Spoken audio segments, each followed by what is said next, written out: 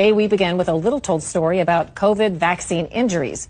It's the story of Maddie, one of the children who took part in Pfizer's vaccine study on children. It's a remarkable account of what happened when Maddie got very, very sick, leading to accusations that Pfizer, the FDA, and the study leaders tried to bury her case. Did you think right away that this was probably a vaccine reaction? 100%. There was nothing wrong with her prior to that. Before long, Maddie lost feeling in her legs. Here she's scooting on the floor and using her hands to lift her legs. Gary says she was shocked when the lead study doctor offered no help. She found herself reluctantly following the advice of physicians who insisted Maddie's paralysis, seizures, passing out, all of it were caused by anxiety. When she was in her hospital stay in April, they treated her horribly. They treated her like a crazy person. Maddie was rushed to the ER 9 times. By the time she was hospitalized for the 3rd time, she had heart problems, seizures, was passing out, vomiting, unable to swallow, and was fed through a tube.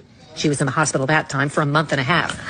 Hey, welcome back. I need to take this out. Studies are conducted to identify and investigate any health risks. Maddie's reaction was a giant red flag for Pfizer's vaccine.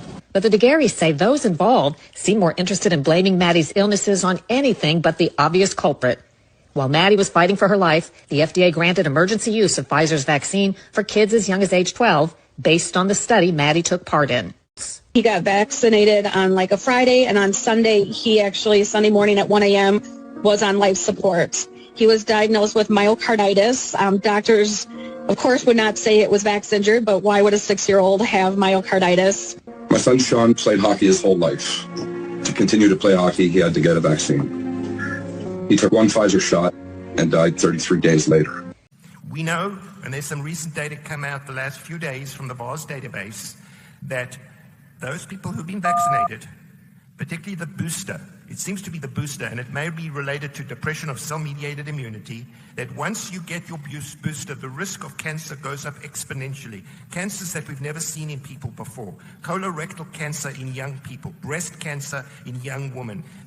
Cancer that was previously well controlled is now completely out of control. And there are multiple biological mechanisms by which these genetic therapies can induce cancer. We do not know how long the effect lasts for. We've already seen in Massachusetts there's been a big uptake in the risk of lymphatic tumors. So this is a very scary concept, and we don't know.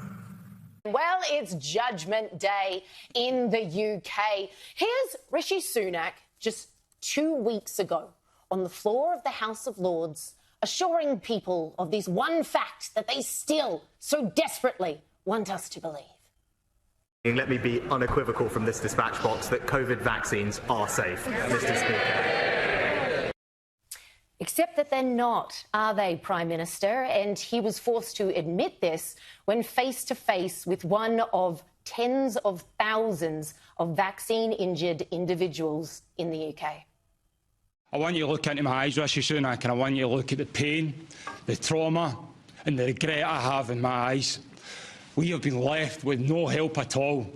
Not only am I in here that's vaccine injured, there's another man over there whose life's been ruined by that COVID-19 vaccine. I know people who have lost legs, amputations. I know people with heart conditions like myself, Rishi Sunak. Why have I had to set up a support group in Scotland to look after the people that have been affected by that COVID-19 vaccine? Why are the people who are in charge, who told us all to do the right thing, have left us all to rot and left me and the thousands and the tens of thousands in this country to rot? There is a vaccine compensation scheme that's in place, as you alluded to, in the NHS. Obviously, everyone individually will work through their cases. It's difficult for me to comment on anyone's individual case. I'm sure you'll appreciate that. I'm very happy to go and look at the cases, and I'm sure you'll get them to the team here. I mean, I'm very saddened and shocked to hear that you've been silenced by anybody. That is surprising to me. You flat-out liar. You said 2 weeks ago, unequivocally, your own word, unequivocally safe. Then why is there 30,000 people in that gentleman's support group, Prime Minister?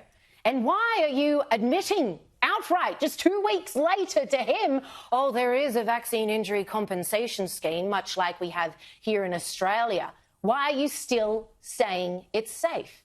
It's also developing right now. Florida Surgeon General says for us to stop getting the COVID vaccine. Fox 35's Hannah McKenzie is joining us live in the Alert Center tonight. So, Hannah, he says what's in the Moderna and Pfizer vaccines is a problem. Yeah, Luann, Florida Surgeon General Dr. Latipo says he has safety concerns pertaining to the discovery of billions of DNA fragments found per dose in the Pfizer and Moderna COVID vaccines. And he says those concerns have not been addressed by the FDA or the CDC. Dr. Latipo says if the risks of DNA integration with COVID vaccines cannot be addressed, then the vaccines aren't appropriate for use in humans. He says he sent letters to the heads of the FDA and the CDC specifically questioning how this would impact humans in three main areas: healthy human genes being transformed into cancerous cells, chromosomal instability, and how the integration could affect unintended parts of the body, such as the heart, brain, lungs, even the injection site itself. We asked local Dr. Michael Sparks to weigh in. Dr. Sparks telling us with the state surgeon general saying one thing and the FDA another, health providers are left stuck in the middle.